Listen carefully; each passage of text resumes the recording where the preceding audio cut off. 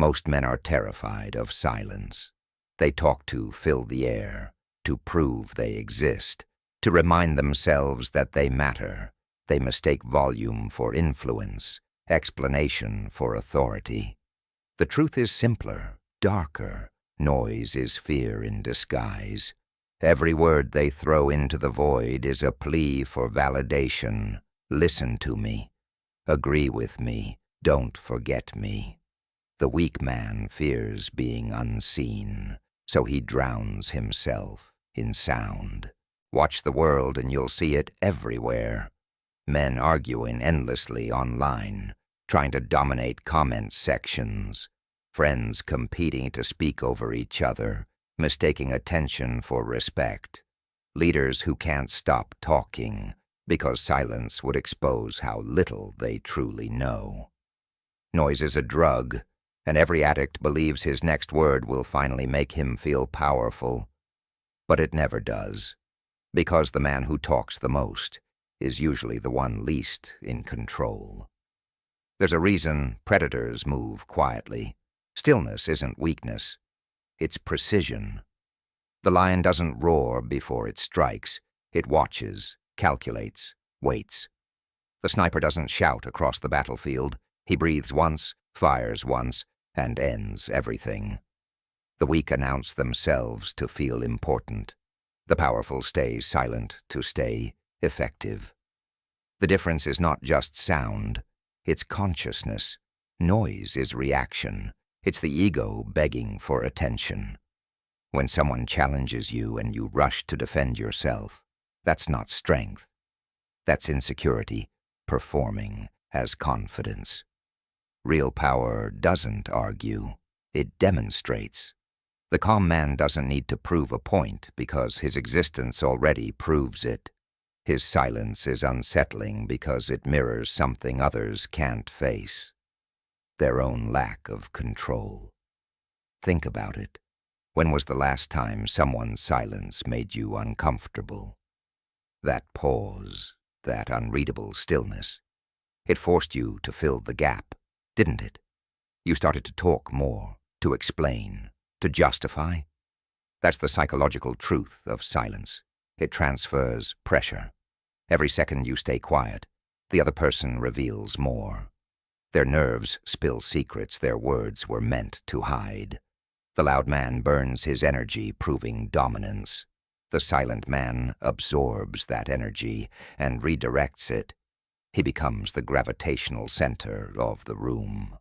Calm, composed, untouchable. Because silence is not emptiness, it's controlled tension, it's potential waiting to strike. The man who knows how to hold that tension commands every interaction without saying a single word. In this noisy world, silence is rebellion. It's resistance against the weakness of constant expression. The calm man doesn't need to speak to be heard. He doesn't need to explain to be understood. He speaks only when silence would say less. And that's why every word he does utter carries the weight of thunder. The illusion ends here. Speaking more doesn't make you strong. It exposes how desperate you are to be seen. The man who can sit in silence, who can let his stillness speak for him, holds a kind of power few can comprehend. Because silence isn't the absence of noise, it's the presence of control. Silence is not just the absence of sound, it's a mirror. When you stop speaking, the world reveals itself. Every pause you hold becomes a test, and most people fail it. They can't bear silence because silence strips away illusion.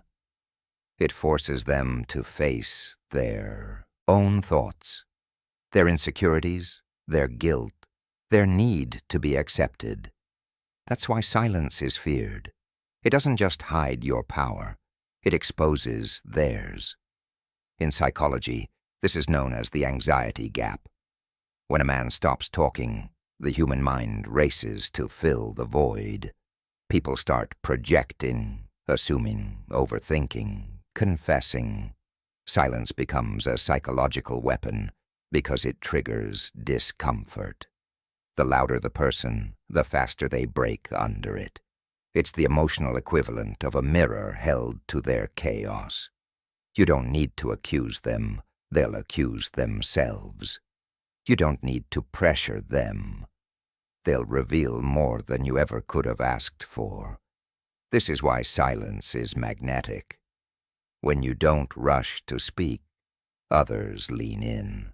They start to measure your expressions, your breath, your stillness, searching for meaning that isn't there. You're no longer chasing attention. Attention chases you. The more you withhold, the more they invest. This is human nature. Scarcity creates value. The man who rarely speaks is remembered. The man who always speaks is forgotten. But there's another layer. Silence is also reflection. When you speak less, you hear more. Tone, hesitation, fear. You start to notice what others miss. Micro-expressions, contradictions, the subtle cracks between words. This turns communication into chess. Every time you remain silent, you gain data. Every time you speak impulsively, you lose it. The calm man doesn't win through force. He wins through information. And silence is the language that delivers it. The psychological effect runs deep. In negotiation, silence makes the opponent nervous. In arguments, it makes the aggressor doubt his position. In leadership, it creates presence. Silence suggests control, because control is measured by restraint. When a man doesn't react, he projects stability, and stability commands trust, fear, or both. The result is the same, influence. But silence also demands discipline. The ego wants to interrupt, to correct, to defend. The mind whispers, "Say something or they'll think you're weak." But every time you resist that impulse, you grow stronger. You learn that silence doesn't make you small. It makes you sovereign. You stop playing defense and start shaping the field. This is the psychology of silence. Control through absence, power through patience, dominance through stillness. The man who wields it doesn't chase outcomes. He manipulates environments. Because silence doesn't just protect your power, it multiplies it. Silence sounds powerful in theory, until you try to live it. The first time you bite your tongue when insulted, when misunderstood, when falsely accused, it burns. The urge to explain yourself, to defend your name, to strike back, it screams inside you. That's the ego fighting for oxygen, and silence, real silence, suffocates it. You're not just holding your words, you're holding your identity hostage. Restraint is the purest form of suffering for the modern man. We're trained to react, to prove, to argue, to display strength through motion. But true strength is motionless. The moment you decide not to react, you'll feel every part of you protest. Your heartbeat rises, your mind races, your pride demands justice. Yet you stay still. You let the discomfort expand until it consumes you. That's when silence stops being a strategy and becomes transformation. Every man who masters silence has bled for it. He's tasted humiliation and chosen not to retaliate. He's endured lies about him and refused to correct them. He's faced disrespect and answered with indifference. That's not weakness. That's control at its highest voltage. Because silence, unlike anger, has memory. It records everything, and when the time comes, it delivers results with surgical precision, without ever losing composure. Pain is the training ground for calmness. When you restrain yourself in the moment you most want to react, you forge steel where others still carry glass. You start to realize that every reaction you suppress strengthens your control. You learn to weaponize patience. The weak man wants instant victory. The strong man wants permanent power. Silence gives you both. It protects your image now and multiplies your influence later. But restraint doesn't feel glorious. It feels lonely. People will think your silence is surrender. They'll mistake your composure for fear. Let them. The man who understands the cost of silence doesn't need to explain it.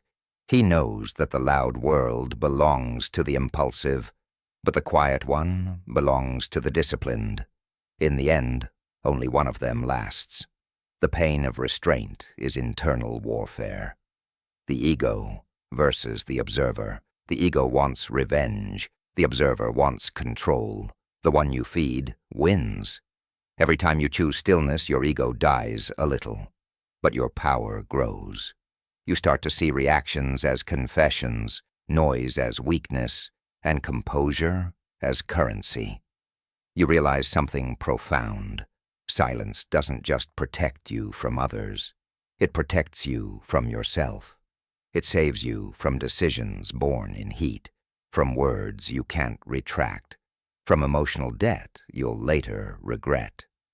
The pain of restraint becomes the discipline of kings. Invisible, slow, relentless. And eventually, you stop seeing silence as something you endure. You start seeing it as something you own. You carry it like a blade sheathed beneath your calm. A blade that cuts deeper because no one sees it coming. This is the crucible of silence, where pain refines patience, and patience turns to power. Silence isn't just composure, it's control. Every second you hold your tongue, the world adjusts to your rhythm. The room's energy shifts, attention tilts toward you, and people start to wonder what you're thinking. That uncertainty is your weapon. You're no longer reacting to the environment. The environment is reacting to you. The man who understands this has already stepped beyond conversation and entered command. Power is not about words. Power is about frames. When you speak first, you accept someone else's frame. But when you wait, when you hold your silence, you set it. You control tempo. You dictate tone. You make others adapt to your pace. In psychology, this is called the power of pause. The ability to manipulate attention through stillness. Negotiators use it. Interrogators depend on it. Leaders embody it. Silence creates pressure without aggression. It forces others to fill the void, and in that noise, they reveal themselves. In an argument, the impulsive man rushes to speak. The powerful man watches. The impulsive one exposes emotion. The calm one collects information. Every interruption becomes data, every word a weakness. Silence transforms you from participant to observer, and the observer always controls the outcome. Because control isn't about dominance, it's about direction. You're not fighting the conversation, you're steering it through absence. The beauty of strategic silence is that it works everywhere.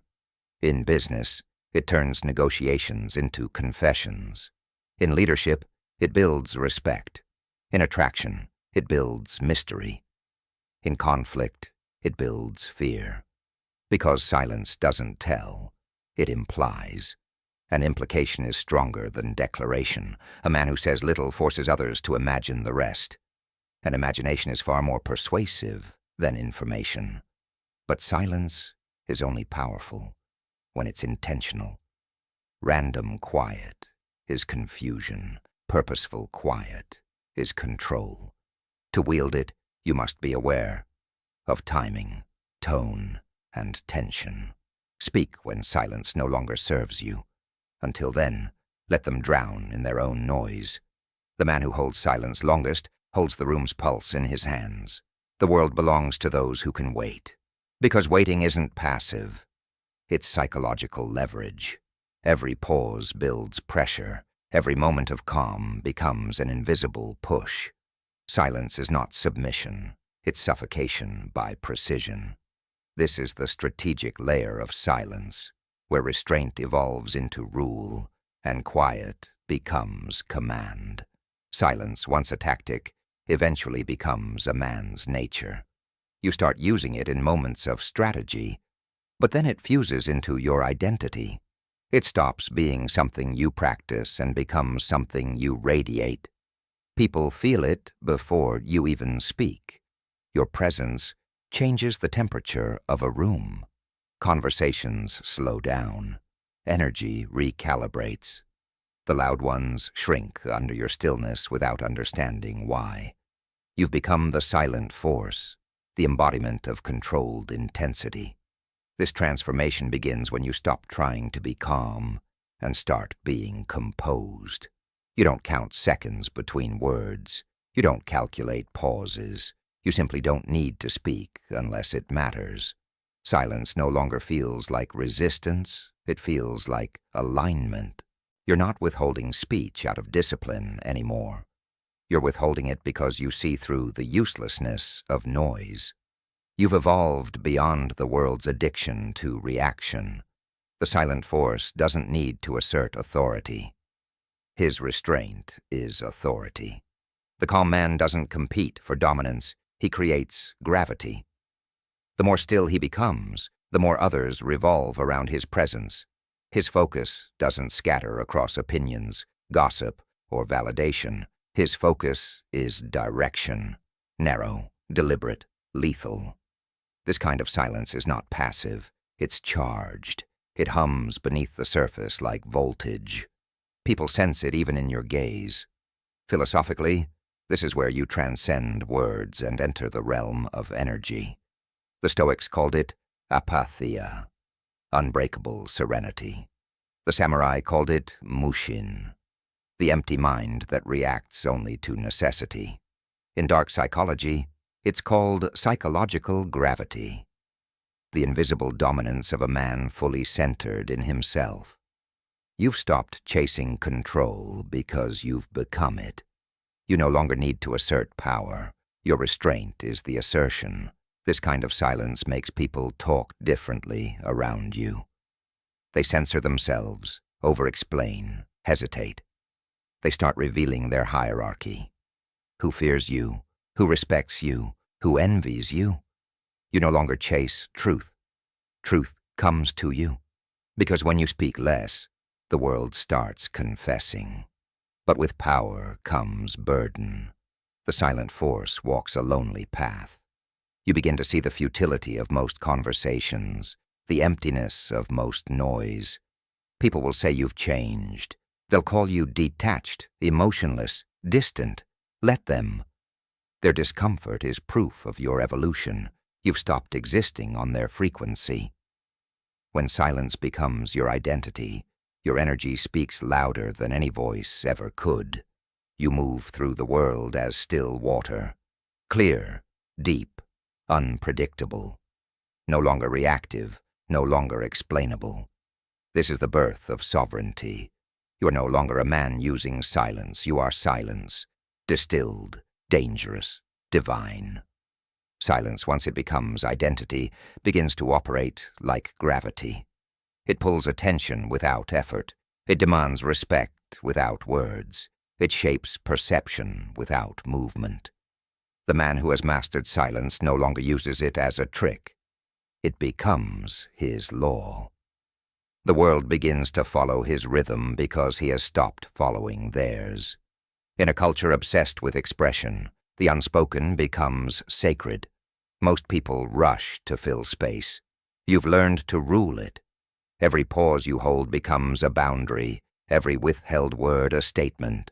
You no longer need to justify, explain, or chase understanding. The absence of explanation is your strength. People begin to project meaning onto your silence, and that projection becomes control. Because mystery is power in disguise.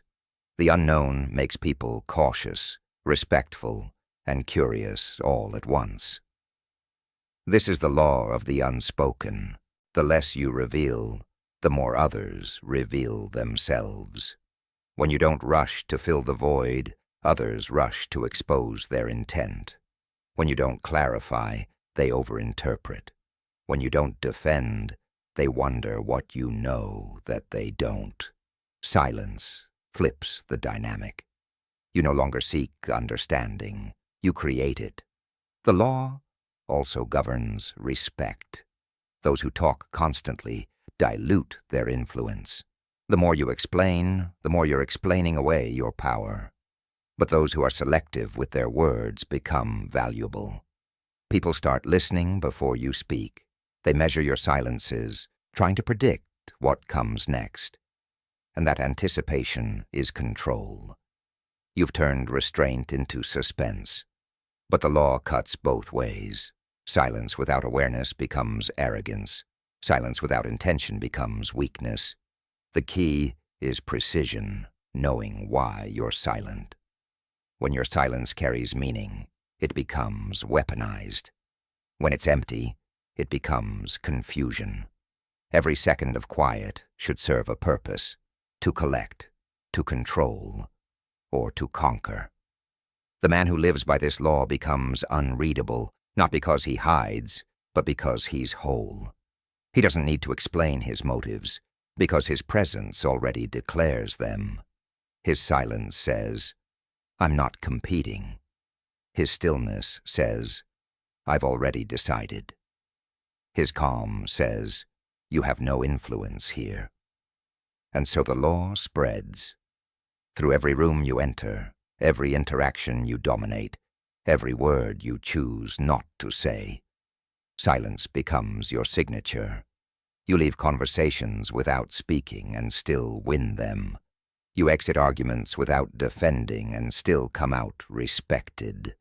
You walk away, and the silence you leave behind echoes louder than any voice could. This is the unspoken realm, where language ends, but influence begins. Silence is power, but only when it's placed with precision.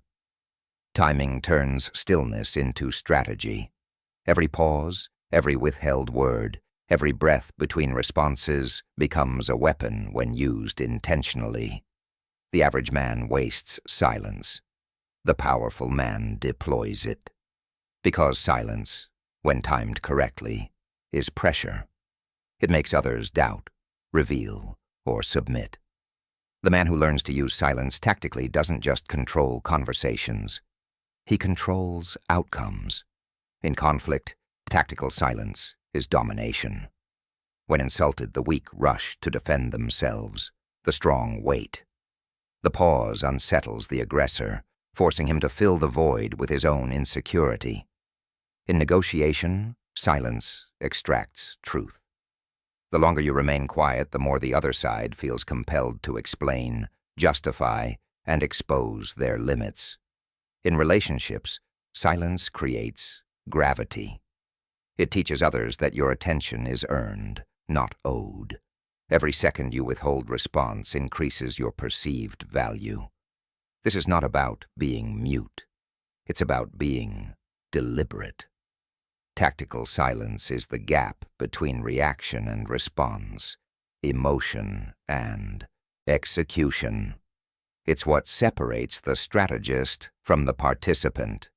You're no longer playing checkers with words. You're playing chess with energy.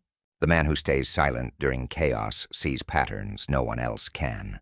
He hears the lies between words, senses weakness in tone, and identifies opportunity in tension. Silence grants him tactical omniscience. But precision is everything. Too much silence, and you seem indifferent. Too little, and you seem impulsive. Tactical silence is rhythm. Speak just enough to anchor attention, then withdraw to let curiosity do the work. It's the balance between mystery and mastery, between detachment and direction. When you learn this rhythm, your presence begins to command without effort. People begin to chase your response. They wait for your words like verdicts. You stop needing to persuade. Your silence persuades for you. Because what's unspoken always holds more power than what's explained. Tactical silence is psychological jujitsu. You use their energy against them, letting them exhaust themselves in noise while you conserve power in stillness. Mastering silence at this level requires awareness, self-control, and precision. You must know when silence is power, and when it's poison. Use it to lead, not to manipulate. Use it to command, not to belittle. The purpose of tactical silence is not to destroy others, but to rule yourself so completely that others are ruled by your steadiness. Once you've learned to use silence as a tool, it stops being an act and becomes a law of nature. You no longer choose silence. Silence chooses you. You become its embodiment. And when silence becomes your nature, you step into the final stage, where words end, legacy begins, and power lives on through presence alone. Every weapon dulls with time, except silence. Words decay, reputations fade, but silence endures. It's the one force that grows stronger the less it's used. When a man masters silence, he stops needing to announce who he is, his actions, his energy, his absence. They do the speaking for him. The legacy of silence is not in what you leave behind, but in what no one can ever quite define about you. The world remembers the loud for a season, but it obeys the quiet for generations. The conqueror wins wars, but the philosopher of silence wins minds. Men chase fame, thinking visibility equals power, but those who rule from the shadows understand something greater. Mystery outlives memory. The calm man, the unreadable man, the one who never revealed everything, he becomes legend precisely because he left space for imagination. The less they know, the more they wonder. The more they wonder, the longer you live in their thoughts. True legacy is not built in noise, it's built in restraint. When you stop chasing attention, your presence becomes valuable. When you stop explaining yourself, your truth becomes undeniable. The silent man becomes a myth not by design, but by discipline. Every pause he held, every word he withheld, becomes part of his mythology. People will speak your name in rooms you've never entered, not because they remember what you said, but because they still feel what you didn't.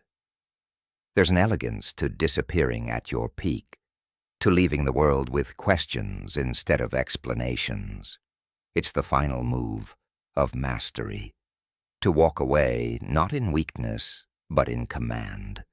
Your silence becomes your monument, invisible, eternal, untouchable.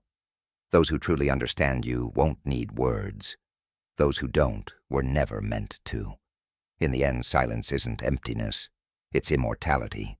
It's what remains when noise fades, when the world moves on, when even your name becomes a whisper.